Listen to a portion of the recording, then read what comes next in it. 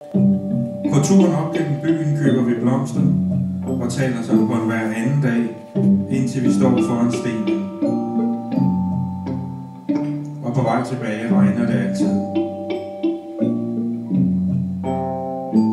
Eftersom intet af dette giver mening, og alligevel finder sted, må det være af største betydning.